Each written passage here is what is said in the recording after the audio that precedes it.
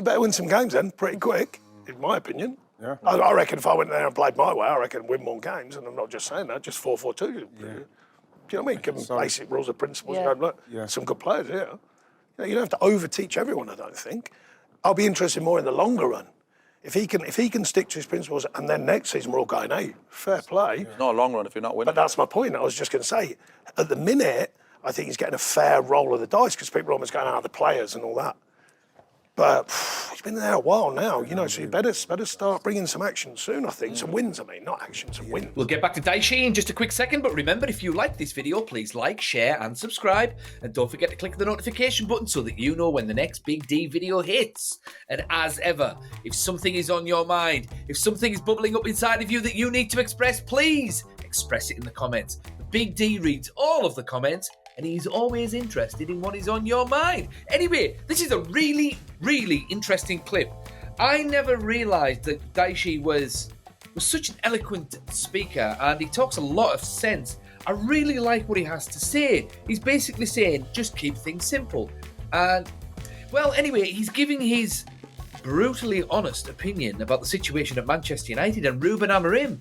And he makes a very interesting point about the media as well, that I will go into after the clip. So anyway, here's the clip. Stick around for after the clip because the Big D is going to elaborate on what is on his mind. Here he is. If there was a job to be taken, which one would you take? As in anywhere. Any job. It was always when Man U was the job that I said because of the size of the club, not because it's Man U, just because of the sheer grandeur of it, particularly back then, I know it's suffering a bit in a minute, but the whole world, which you guys know, but the worldwide feel of it, you know what I mean? I always thought that's a big, big super-powered club, you know what I mean? So, what do you make of what's going on there? With obviously Erik ten Hag losing his job and now obviously Ruben Amorim, you talk about philosophy and style, he said quite clearly he's not going to change the way he plays. You better win some games then, pretty quick. In my opinion. Yeah. I reckon if I went there and played my way, I reckon I'd win more games, and I'm not just saying that, just 4-4-2. Do you know what I mean? Give them basic rules and principles. Yeah. And go, look, some good players here. You don't have to over-teach everyone, I don't think. I'll be interested more in the longer run. If he can stick to his principles, and then next season we're all going, hey, fair play. It's not a long run if you're not winning. But that's my point. I was just going to say, at the minute, I think he's getting a fair roll of the dice because people are almost going out the players and all that. But he's been there a while now, so you better start bringing some action soon, I think. Some wins, not action, some wins. Because I think people go, hang on a minute. So, it's win enough to buy enough time. I might get this wrong, I hope I get it right. Hal Wilkinson had a great saying. It was win, survive, succeed. So basically, you have to win first, and then you can survive because you're winning, and then success is when you do lay down all your principles and your playing style, and so if he can do that, if he can win enough, which is the worry at the minute, then survive the process and then succeed, and that's going to be a better. Because people forget about Pep, the first season he came over, they finished 13 points off the top. He made more changes, tactical changes, and more individual changes than any other manager in the Premier League that season, and finished 13 points off the top. If you went into Real Madrid and did that, you'd probably get a sack. But people forget that. So it took him a season, even with his knowledge and the amazing manager he is and these principles and the way of doing things and all the best players that he brought in, still took him a season to work it out. I remember when so the point is, if Amorim turns into that, you have to go, OK, they've given him the time. But the question mark is... We're 40 points off it, though. Remember when they played against Leicester? I think the first time when they played against Leicester and Sanya and Clichy inverted and they lost, I think 4-1. People were going crazy, laughing at what's he doing? What's the right back doing? What's the left back doing there? Look what's happening now. Now it's genius. I like managers being given a bit of time. Yeah. Personally, some of the stuff they can do, and we can all argue the toss about that, about their individual moments in game. But I'd prefer if managers do get at least a good window and a chance, which many don't now. I'd prefer them to have a good window. I'm very pro-manager. How much is enough time, do you think? Well, usually that's decided by pundits, media people and fans. No, it is. But no, usually nowadays it's the fans first, and then pundits and the media. The media can hire and fire as powerfully as anyone now, because you can coerce a fan base very simply now through the media, and you can put a power one way or the other. So if that wasn't there, I think they'd probably get more time. But now it is there. So you've got to be ready for that. You are going to get the media angle. And very quickly, you know, the media, not all media, but you sell the thing that people want to listen to now, because obviously it gets more clicks, and then more clicks is more advertising, more money, more revenue. So a lot of pundits, a lot of media people do sell. Do you think what that they is the the masses reason? want to hear. If you went to Man United now, Sean, sorry, Joe, No, it's okay. what would you say a fair amount of time would be to get it right? I don't know. I don't know all the stats, but or how long's it been in now? How many games? I mean, right, pre-season the obvious one. The easiest answer is pre-season up till, let's say, the halfway point in the season. Let's say that, but it's not always designed like that, is it? You know, you get the job and it's halfway through the season.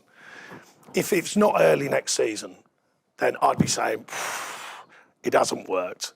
So, you know, if I'm the director of football, then I go, right, you've either got to change what you're doing and make it work, or we make a change. So you're talking about at the very beginning of next season, say October, if Ruben Amorim wasn't getting results, you think he'd be under pressure? Christmas? I'd be surprised if not, because you've done your bit this season. Let's give him the benefit of the doubt. He's laying down his platform for success, right, the future, and educating, let's say. Then you get your pre-season, because now you've got that window to actually work on it day in, day out, and all the players sort of shift a few out who don't maybe buy in, shift the ones in who do buy in. Well, then if it's not early next season, how long do you go? When you go, well, we've given you all that, we've done all this, we've done all that, we've all bought into it. That's the tough one, isn't it? What I'm saying is the perfect scenario is, at least if you get a pre-season and juggle the transfers, by Christmas, if you're not having some form of success, I think most people go, do you know what I mean? Like, it needs to start working pretty quick. Probably get the next window, and then by January, February, they're going, it ain't working. So you'll be going to United at Christmas time. I'm quite sure I get that job. You know, Dyche, you say that it's easier said than not getting rid of lads, don't it? Yes. Getting lads who are sitting there on On big contracts. Especially the money they're on, Yeah, big It's contracts. a hard part for United. Do you know, it's really interesting what he said there about the media and the fans. They're the ones that seem to get, you know, managers sacked these days. I think he's hit the nail on the head. And it's really ironic that he's actually saying this on the overlap with Roy Keane and Gary Neville and Scholesy as well, because the amount of times that they've moaned and moaned and moaned about David De Gea, about Harry Maguire, about this player, that player, and then the fans start turning on them, and then they become memes, and then, you know, all of a sudden, you know, the confidence hits rock bottom, and it just shows you, because he tried to do it, Roy Keane anyway, tried to do it with Bruno Fernandes, but it didn't work.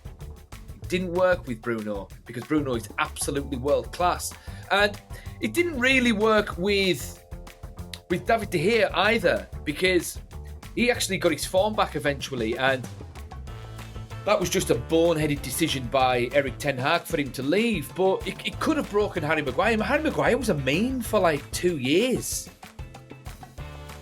And this is all down to the media absolutely slating them. And this is why Alex Ferguson got rid of Roy Keane, because he was so overly critical about certain young players in that team when he was still playing that the fans started booing those players.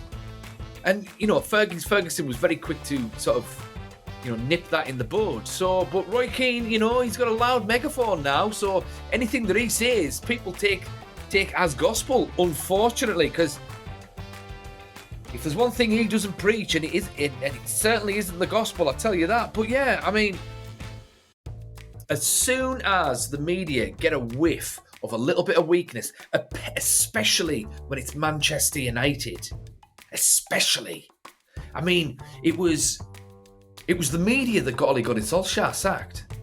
If you go back and look at Ole Gunnar Solskjaer's record as Manchester United manager, it's phenomenal. He had 2 full seasons, finished 3rd and 2nd, and he also got to a final of the Europa League as well, and only got beat on penalties. And they played some electrifying football, and then as soon as it just starts to go, you know, a little bit bad, you know, the knives are out, the daggers are out, and they want him sacked. And he was getting hounded out when he was finishing 2nd and 3rd. That doesn't make sense. That doesn't make sense. But it does if you think about the media going for the clicks, stirring up trouble, and, you know, well, just basically getting, everyone all in a tiz about one player or one manager or the other. Interestingly, Ruben Amorim hasn't suffered that yet. But I 100% agree with Sean Dyche there. It does look like he's getting a fair shake of the dice. But he has got until October. And I've said this on previous videos as well. He has got until October to dramatically improve the fortunes and the form of Manchester United, specifically in the league. They need to be floating around top 4 at the very least. That's the bare minimum by October next year, playing some interesting football and clear evidence that this style and system that Ruben Amorim is trying to implement is going to work. I also agree with Sean Dyche. Keep things simple.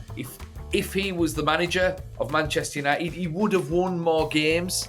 However, I don't think Sean Dyche would have lasted long enough or have been able to take Manchester United to where they need to go. Manchester United, they need a philosophy in place. They need a blueprint, and I think that's what they're trying to do with Ruben Amorim. Ruben Amorim is the kind of manager that comes in for the long haul.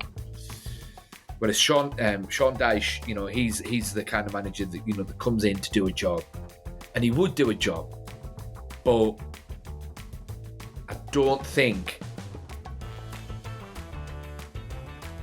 I mean, I could be wrong. Maybe he just hasn't had his chance, and that's fair. But I don't think I haven't seen anything from Dyche that would suggest he's going to be an elite level manager, because you always see it. You saw it with Ferguson winning trophies at Aberdeen. That's an amazing achievement. You saw it with Jose Mourinho, what he won with Porto. I mean, Ruben Amorim was electrifying at Sporting. So hopefully he can replicate that at Manchester United. And all the Portuguese fans who are followers of this channel, the Big D, they've all told me, it was bad at first, but once everyone got used to this formation and this style, and they got the right players singing on to the same tune, etc., etc., it was juggernaut time. So we shall soon see. But yeah, I liked what Dyche had to say there. I thought he made some interesting points. But what do you guys think? Is it the media that gets people sacked? And yeah, how long has Ruben Amorim got before the knives are out? Thoughts in the comments, and the Big D will see you in the next one.